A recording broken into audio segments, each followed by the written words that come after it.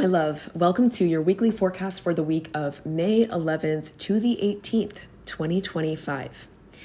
It's a full moon week, which means that we're reaching the culmination of the month where emotions come to a head.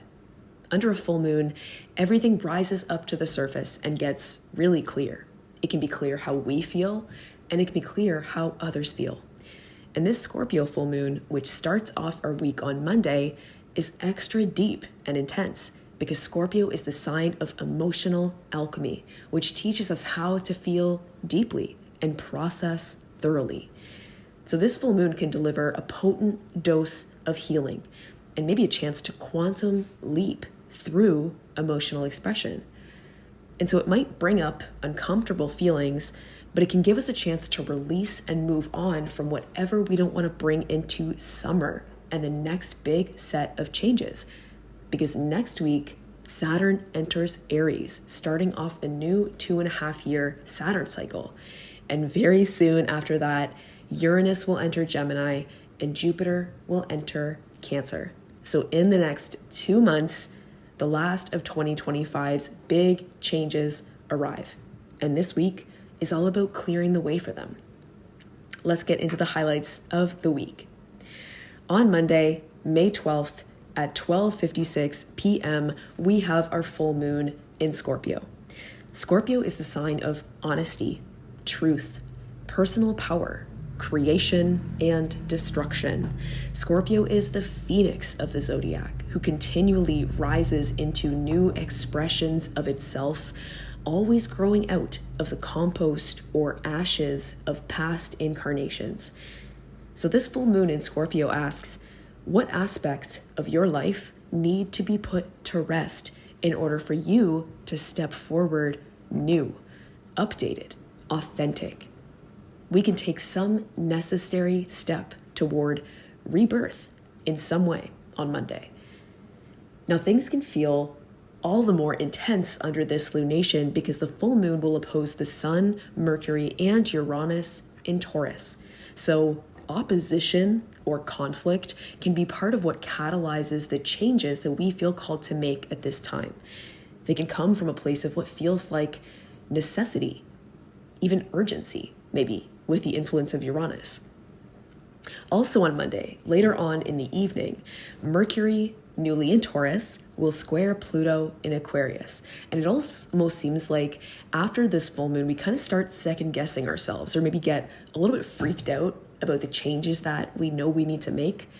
Mercury in this tense aspect to Pluto, both in fixed signs, can find us in this moment of paralysis, maybe analysis paralysis, or even just overthinking or even spiraling a bit.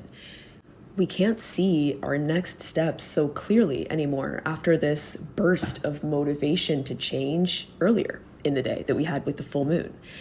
But what we want to do on Monday evening is not get stuck on any one topic or stay stuck on any one question.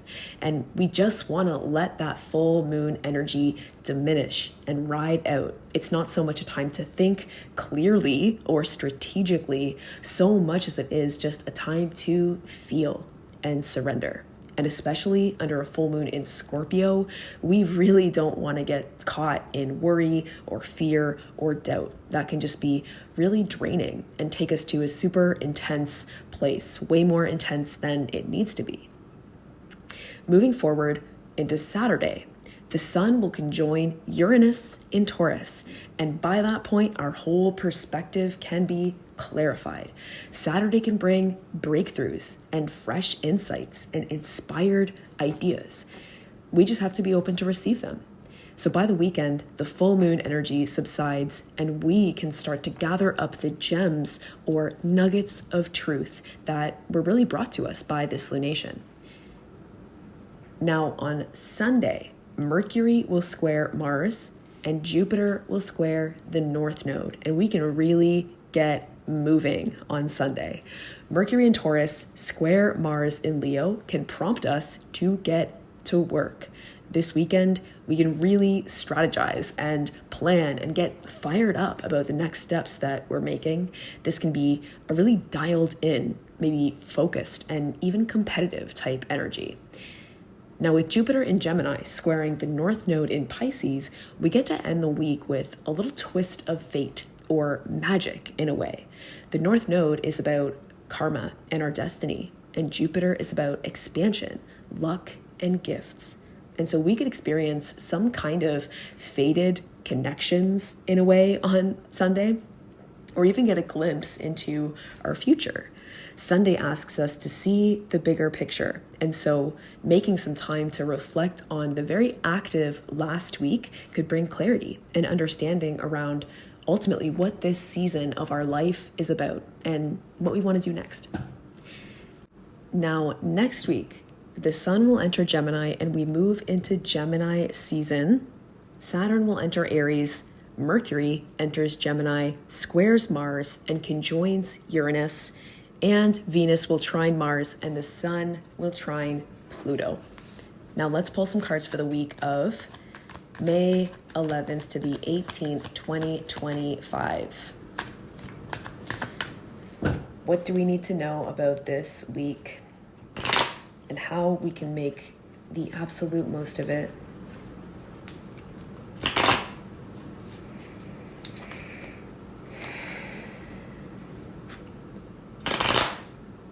What is this week about? Really?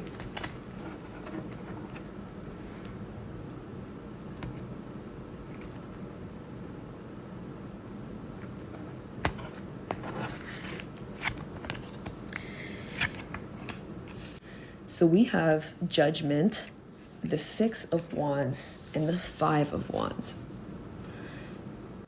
This week, it's really important to keep our confidence up and to not forget who we are and how many storms we've weathered and how many battles we have fought and emerged victorious.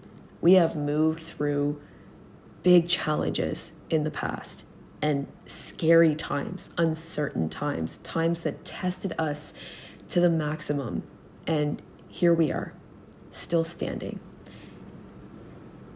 The Six of Wands, the Lord of Victory, shows that this is our time to get on our high horse a bit, to know that, yeah, we are that bitch. We don't need to settle for less. We don't need to go to the emergency plan or plan B. We can stay patient. This is Taurus season. That's what the invitation of this season is. Stay connected to your vision. Stay an embodiment of your vision, even when the world around you feels like it's falling apart, like it's poking and prodding at the most vulnerable, sensitive parts of you. This is a test. Judgment shows that we are really showing up. We are doing the work. We are not missing anything. The calls are coming left, right, and center right now in this moment. And we are rising up and facing them, and we are doing the work. We are in the energy of judgment right now. You know, we're doing it. We're showing up for ourselves and our life and our independence and our own unique path. The Five of Wands coming up next to the Six of Wands shows that it almost feels like there's maybe situations with others that can come up this week that kind of feel like I've been here before. I've already passed this test. You know, I've been here before.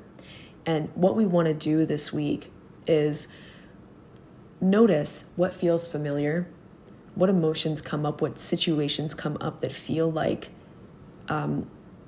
sticky situations, conflicts, tense moments where we, maybe second guess ourselves or feel uncomfortable emotions in conversation with others. We want to come up on those familiar patterns, possibly with new wisdom. We want to remember who we are now.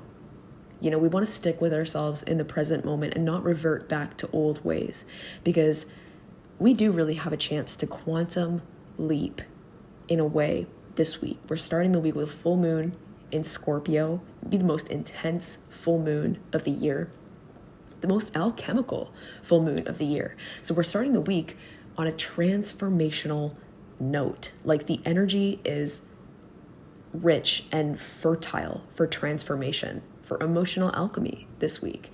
But we need to show up for ourselves and be willing to stick with ourselves. So make a point to do that this week and remember who you are. And this too shall pass.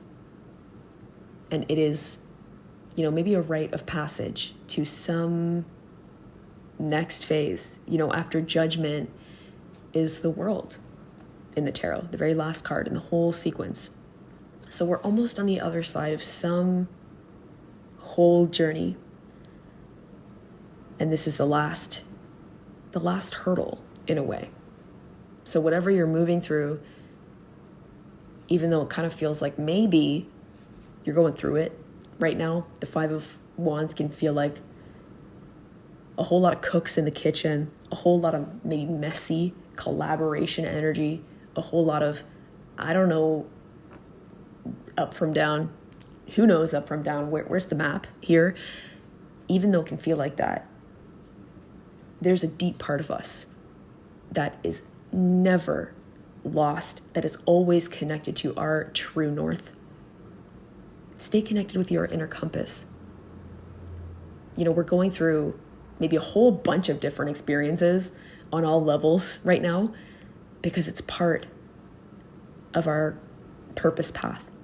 We are here to grow uniquely wise and become someone so special and learned. And we can't do that if we don't have the experiences that we're meant to have. So what are the experiences that you're meant to have? Don't lose sight of the why here. And you will crush it. Whatever battles you fight this week, whatever comes up, have no doubt in your mind that you can be confident because you will succeed. You will set out to create everything that you want to create. So we have the Two of Swords as the fourth card here. Patience. Tiny baby steps.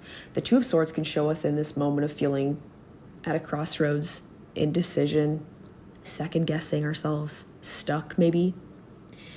Don't mistake stuckness for patience, for strategy, for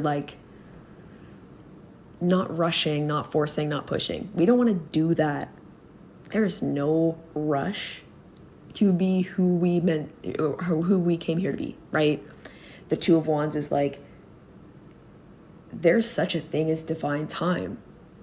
And all factors have to be right. Other people have to arrive at their right time and space so that we can connect with them and do what we're meant to do. Partnerships need to reach a stage of readiness. There's so many factors that depend on the right time and space. And it feels like right now is just asking us to be at a bit of a standstill, but there can be so much richness in this sacred pause, so much activity in this sacred pause. Do the different thing and actually just pause and actually just quit forcing. What about that? Lean into it. Lean into it and see what happens. On the root of the deck, we have the Knight of Pentacles. So our whole way of working, our whole definition of work and productivity, our routines are evolving at this time. And they're doing so authentically. This isn't a shift that we can manipulate.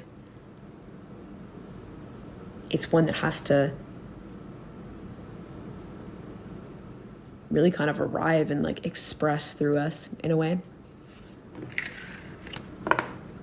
One small step at a time.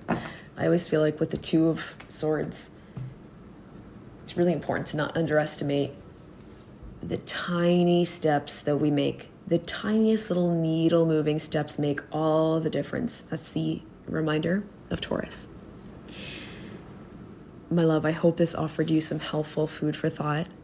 I'm sending you all of my love for an absolutely blessed week ahead.